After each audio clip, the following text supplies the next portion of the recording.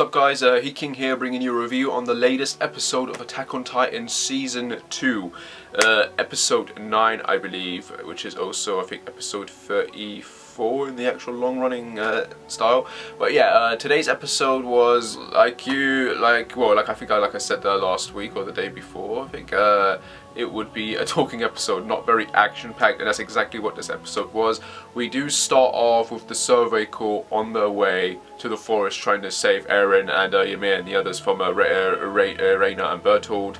We get a little moment with Hanji trying to go back to the village to examine the Titan in Connie's village, and her assistant, I think his name is Mobed or Mobile, ends up getting up and going instead after, much infuriation on Hanji's part, like the determination on her just to get there even despite her burns and injuries, but he decides to go there himself. I like how the show is sort of giving that character those little moments around there, because anyone who's read the manga knows what happens to him in the end, and it's really sad and tragic. So it's nice to see those little moments with his character, just a bit of focus, because his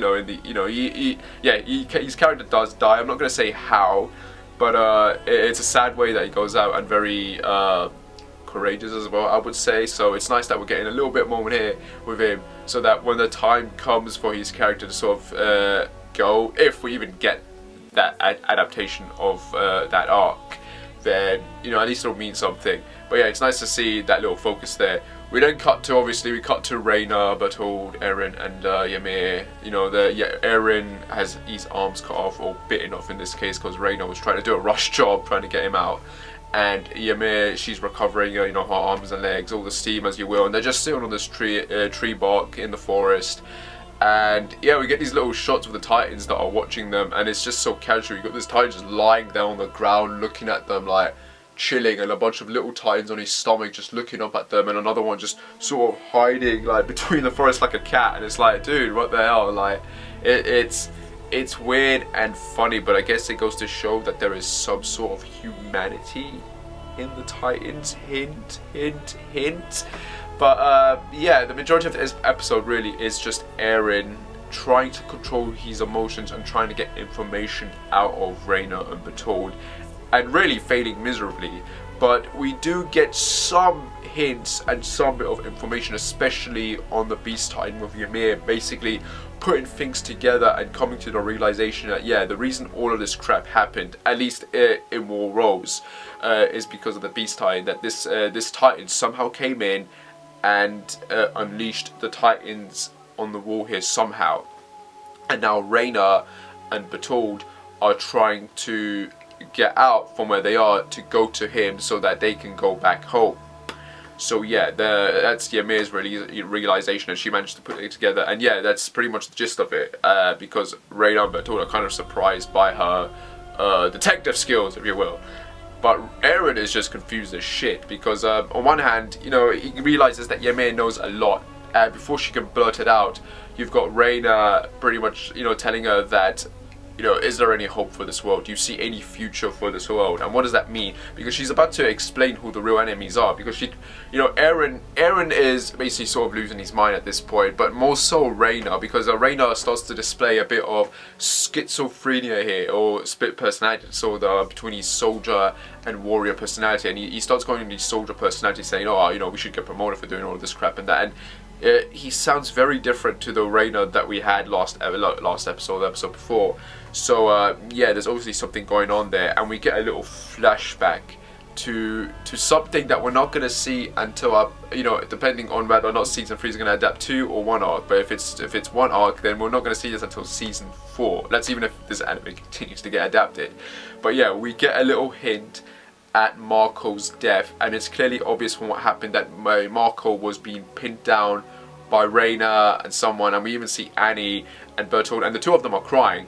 And then it cuts to Reina having a shock on his face, going, "Oh, they're eating Marco." Like, what happened exactly to Marco? Those guys basically witnessed it, but whatever happened to Marco, it split Reina's mind into that of a soldier and warrior personality. So now he's sort of gone. He's basically jacked up crazy at this point, and Bertold has to basically go to Reina, going, "Remember, Reina, you're a warrior," and like.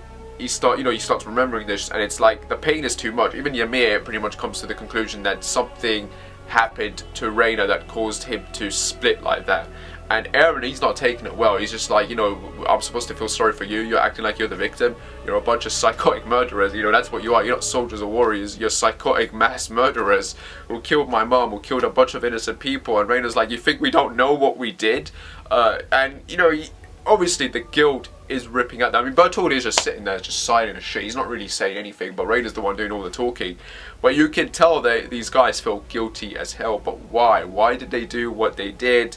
And before we can even get a good idea, because Aaron says he's going to kill the two of them, and then Ymir jumps in and like, you know, if you're really going to talk like that, you're really like, she's basically expressing how naive Aaron is, because she pretty much says that even if Bertold and Raina are killed, that's not going to, you know, stop the situation. She knows something. She obviously knows something related to what's going on, and she's not saying them. And before she can reveal who because Aaron like telling her, she's asking her, so who's the enemy then?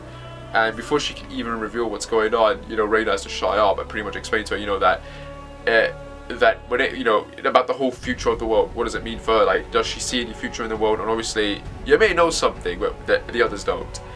Ymir knows it, Raina knows it, Bertold knows it, and Raina is using that knowledge to his advantage to coax Ymir into helping them, because he pretty much says that, you know, you're lost.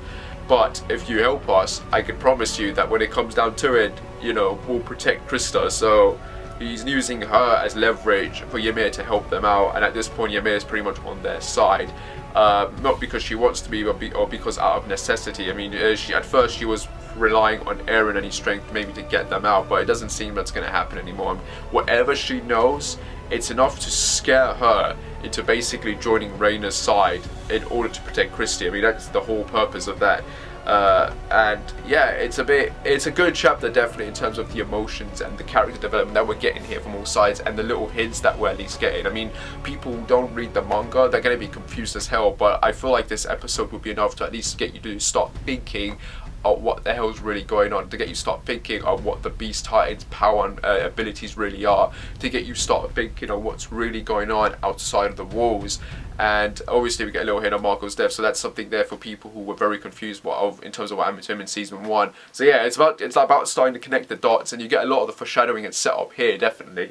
But not enough to make you go, oh, so that's what's going on. But yeah, enough to make you go, okay, there's more to this than meets the eye. And yeah, overall I'd say it's definitely a good chapter in terms of those little hints being set up. But other than that, yeah, it's not really an action-packed chapter. Like I said, it's mostly just Aaron trying not to scream his head off, and, you know, losing his cool, and Raina acting like a insane bitch, and us learning some new but very basic things that I think we already suspected. But yeah, overall it's a decent episode, and I can't wait for next episode. Next episode is a bit weird, because I'm thinking we're going to get Canon and also Philip, because next episode is called Children. I don't remember a chapter at all called like that. I think we even see a young Ymir next episode, which is weird, because I don't think we had that in the manga at all.